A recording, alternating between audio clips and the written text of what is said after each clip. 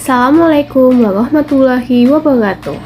Halo semua, kami dari kelompok 2 Ekonomi Pembangunan Indralaya akan menjelaskan teori inflasi dan kurs monetaris yang menjadi tugas pada mata kuliah Ekonomi Moneter 2. Pada kesempatan ini, kami akan menjelaskan monetaris, siapa mereka, dan pandangan terhadap inflasi. Tentunya sebelum masuk pembahasan inti, kita akan kembali mereview apa itu kurs dan inflasi, lalu teori kurs modern, penjelasan teori monetarisme, penemu aliran monetarisme, pandangan monetarisme tentang inflasi, dan perbedaan teori monetarisme dan Keynesian. Apa itu kurs? Kurs atau nilai tukar. Kurs merupakan salah satu harga yang terpenting dalam perekonomian terbuka, mengingat pengaruhnya yang demikian besar bagi neraca transaksi berjalan maupun variabel-variabel makroekonomi yang lainnya. Kurs keseimbangan nilai tukar akan berubah sepanjang waktu karena perubahan kurva permintaan dan kurva penawaran. Berikut faktor-faktor yang mempengaruhi dari kurs atau exchange rate, yaitu tingkat inflasi relatif, suku bunga relatif, tingkat pendapatan relatif, pengendalian pemerintah, dan prediksi pasar. Salvatore 1997 menjelaskan tentang teori-teori kurs atau exchange rate. Pertama, teori tradisional yang didasarkan pada arus perdagangan dan paritas daya beli. Teori tradisional sangat penting untuk menjelaskan pergerakan kurs dalam jangka panjang. Kedua teori-teori kurs modern yang memusatkan pada pasar-pasar modal dan arus permodalan internasional dan berusaha menjelaskan gejolak kurs jangka pendek yang keseimbangan atau equilibrium jangka panjang. Dan berikut penjelasan dari teori-teori tersebut. Baiklah, selanjutnya saya akan menjelaskan mengenai pendekatan moneter. Yang pertama ada Modern Monetary Theories on Short-Term Exchange Rate Volatility. Dalam teori ini, memperhatikan adanya peran pasar modal dalam jangka pendek dan peran bursa komoditi dalam jangka panjang terhadap fluktuasi daripada nilai tukar. Teori ini mengatakan bahwa adanya perbedaan nilai tukar dan perbedaan dalam purchasing power parity adalah karena adanya suatu perubahan dalam permintaan dan penawaran terhadap aset-aset keuangan. Dalam pandangan modern, teori purchasing power parity juga diperluas dengan menyertakan variabel-variabel seperti jumlah uang beredar, tingkat suku bunga, dan pendapatan real dalam penentukan tingkat nilai tukar antara dua negara. Selanjutnya, perluasan teori purchasing power parity yang telah dijelaskan sebelumnya dalam Modern Monetary Theories on Short-Term Exchange Rate Volatility dapat dirumuskan dalam suatu fungsi, yakni ER sama dengan A kecil dalam kurung M min M bintang dikurangi B dalam kurung Y min Y bintang plus A dalam kurung I dikurangi I bintang. Untuk keterangannya, ER sama dengan exchange rate atau kurs valuta asing, M jumlah uang beredar, Y itu pendapatan, dan I itu suku bunga. Nah, tanda bintang itu menunjukkan bahwa variabel tersebut merupakan variabel luar negeri. Adapun kelemahan dari teori ini antara lain yang pertama, mengasumsikan harga-harga fleksibel, padahal kenyataannya harga-harga tersebut bisa tidak fleksibel. Yang kedua, tidak secara eksplisit memasukkan harapan atau ekspektasi. Dan yang ketiga, suku bunga dan jumlah uang yang beredar itu dianggap eksogen padahal bisa juga menjadi endogen. Selanjutnya ada inflasi. Kalian tahu nggak sih inflasi itu apa? Inflasi merupakan suatu gejala di mana tingkat harga pada umumnya mengalami kenaikan secara terus-menerus.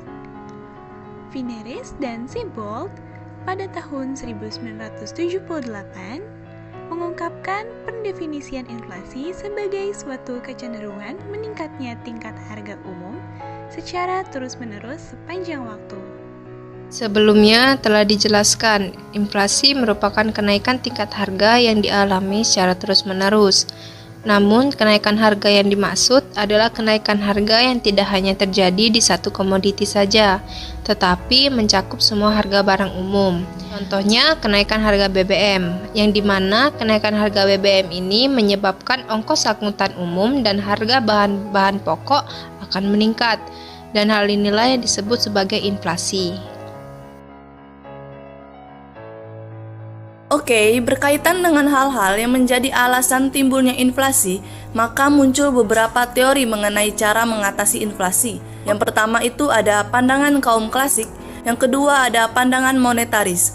Nah, sekarang kita akan membahas bagian dari teori monetaris.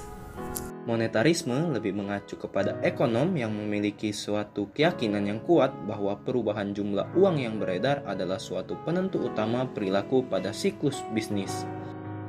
Dalam argumennya, kesehatan ekonomi suatu negara tergantung pada suplai moneter dan uang. Dari hal tersebut, muncullah kebijakan moneter. Karena ketika jumlah uang yang beredar meningkat, maka ekonomi akan tumbuh. Dan jika jumlah uang yang beredar menyusut, maka pertumbuhan ekonomi akan melemah. Oleh sebab itu, mereka memandang kebijakan moneter sebagai alat yang lebih efektif untuk mempengaruhi suatu kegiatan ekonomi. Monetarisme juga menganjurkan penggunaan kebijakan moneter seperti kebijakan fiskal untuk mengendalikan siklus dalam PDB real, inflasi, dan lapangan kerja. Monetarisme adalah cabang ekonomi Keynesian yang menekankan penggunaan kebijakan moneter di atas kebijakan fiskal, yang bertujuan untuk mengelola permintaan agregat. Bertentangan dengan kebanyakan Keynesian, meskipun sebagian besar ekonom modern menolak penekanan pada pertumbuhan uang yang diklaim oleh para monetaris di masa lalu, beberapa prinsip inti dari teori tersebut telah menjadi andalan dalam analisis non-moneter. Penemu aliran monetaris. Aliran monetaris sebenarnya sudah ada dan berdiri sejak lama. Hanya saja, pandangan-pandangan kaum monetaris ini baru diperhatikan setelah terjadinya kasus meningkatnya inflasi yang bersamaan dengan tingginya tingkat pengangguran pada tahun 70-an. Tokoh utama aliran monetaris yang sudah tidak diragukan lagi adalah Milton Friedman, yang lahir pada tahun 1912 dan merupakan profesor ekonomi dari University of Chicago. Ketika ia selesai dari pekerjaannya yang lama di Washington, ia bergabung sebagai staf peneliti National Bureau of Economic Research tahun 1937 pada usianya yang ke-25 tahun. Karena jasa-jasanya yang sangat besar dalam pengembangan ilmu ekonomi itulah ia berhasil mendapatkan hadiah Nobel pada tahun 1900. Telah dijelaskan tadi bahwa Milton Friedman adalah tokoh utama aliran monetaris. Tetapi ini bukan berarti ia sebagai satu-satunya tokoh. Tokoh lain yang dianggap sealiran atau pendukung aliran monetaris antara lain, yang pertama ada Karl Brunner dari University of Rochester, lalu ada Alan Meltzer dan Bernard MC Callum dari Carnegie Mellon, ada Thomas Mayer dari University of California Davis, lanjut ada Philip Kagan dari Columbia University, David Lattler dan Michael Parkin dari University of Western Ontario, dan terakhir ada William Poulet dari Brown University. Pandangan monetaris terhadap inflasi.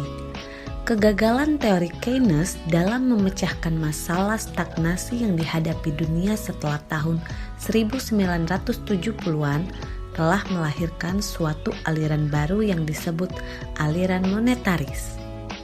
Aliran ini mengutamakan kebijakan moneter dalam mengatasi kemelut ekonomi pada saat itu. Teori ini menekankan pada peranan jumlah uang beredar dan harapan atau ekspektasi masyarakat mengenai kenaikan harga terhadap timbulnya inflasi. Inti dari teori ini adalah sebagai berikut. Yang pertama, inflasi hanya bisa terjadi kalau ada penambahan volume uang beredar, baik uang kartal maupun giral. Yang kedua, laju inflasi juga ditentukan oleh laju pertambahan jumlah uang beredar dan oleh harapan atau ekspektasi masyarakat mengenai kenaikan harga di masa mendatang. Tokoh aliran monetaris yaitu Milton Friedman menekankan bahwa perilaku dalam pertumbuhan jumlah uang beredar sangat mempengaruhi aktivitas-aktivitas ekonomi. Stok jumlah uang beredar dalam perekonomian akan menentukan laju inflasi dalam jangka panjang. Friedman menjelaskan mengenai adanya keterkaitan antara perubahan dalam jumlah uang beredar dengan perubahan tingkat aktivitas ekonomi. Fluktuasi ekonomi yang terjadi menurut pandangan Friedman lebih disebabkan oleh perubahan jumlah uang beredar, dan yakin bahwa gangguan moneter merupakan faktor penting yang menyebabkan perubahan-perubahan dalam tingkat aktivitas ekonomi. Ketidakstabilan laju pertumbuhan jumlah uang beredar akan tercermin pada berbagai aktivitas ekonomi. Tokoh aliran monetaris yaitu Milton Friedman menekankan bahwa perilaku dalam pertumbuhan jumlah uang beredar sangat mempengaruhi aktivitas-aktivitas ekonomi. Stok jumlah uang beredar dalam perekonomian akan menentukan laju inflasi dalam jangka panjang. Friedman menjelaskan mengenai adanya keterkaitan antara perubahan dalam jumlah uang beredar dengan perubahan tingkat aktivitas ekonomi. Fluktuasi ekonomi yang terjadi menurut pandangan Friedman lebih disebabkan oleh perubahan jumlah uang beredar, dan yakin bahwa Milton Friedman berpendapat bahwa pemerintah perlu memperhatikan naik turunnya laju pertumbuhan jumlah uang beredar. Mengapa demikian? Karena pergerakan laju pertumbuhan uang beredar yang mempunyai pengaruh penting terhadap jalannya perekonomian di masa depan. Laju pertumbuhan uang beredar yang tidak menentu akan menghasilkan laju pertumbuhan ekonomi yang tidak menentu pula. Secara umum, laju pertumbuhan jumlah uang beredar yang tinggi akan menyebabkan terjadinya boom inflasi, sedangkan laju pertumbuhan jumlah uang beredar yang rendah akan mendorong terjadinya resesi. Sehingga, Friedman menyarankan agar jumlah uang beredar tidak boleh bertambah cepat dari seharusnya. Maka perubahan dalam jumlah uang yang beredar akan proporsional dengan perubahan pada tingkat pendapatan nasional. Persamaan kuantitas di atas dapat pula menjadi teori kuantitas uang klasik apabila diasumsikan V adalah laju peredaran uang dan juga Y, yaitu tingkat output adalah konstan stabil. Dengan demikian, teori kuantitas klasik adalah teori inflasi yang menyatakan bahwa tingkat harga adalah proporsional dengan jumlah uang yang beredar. Dornbusch and Fisher tahun 1997. Monetarisme adalah pandangan populer dalam ekonomi makro selain Keynesian. Sederhananya, untuk mempengaruhi ekonomi, para monetaris merekomendasikan untuk mengendalikan uang dalam perekonomian. Sementara itu, ekonomi Keynesian mengusulkan intervensi fiskal, yaitu pengeluaran pemerintah dan pajak. Pandangan monetaris telah menginspirasi kebijakan moneter. Sementara itu, pandangan Keynesian menginspirasi kebijakan fiskal. Keduanya penting untuk mempengaruhi permintaan agregat. Sementara pemerintah bertanggung jawab atas kebijakan fiskal, bank sentral bertanggung jawab untuk menerapkan kebijakan moneter. Saat ini, monetarisme terutama dikaitkan dengan ekonom pemenang hadiah Nobel, yakni Milton Friedman. Ia dianggap sebagai bapak monetarisme. Sementara itu, John Maynard Keynes adalah bapak ekonomi Keynesian. Dia mengajukan idenya sebagai jalan keluar dari depresi hebat yang terjadi pada 1930-an. Nah, itulah penjelasan kelompok kami mengenai teori inflasi dan kurs monetaris. Semoga bermanfaat. Terima kasih. Wassalamualaikum warahmatullahi wabarakatuh. Dadah!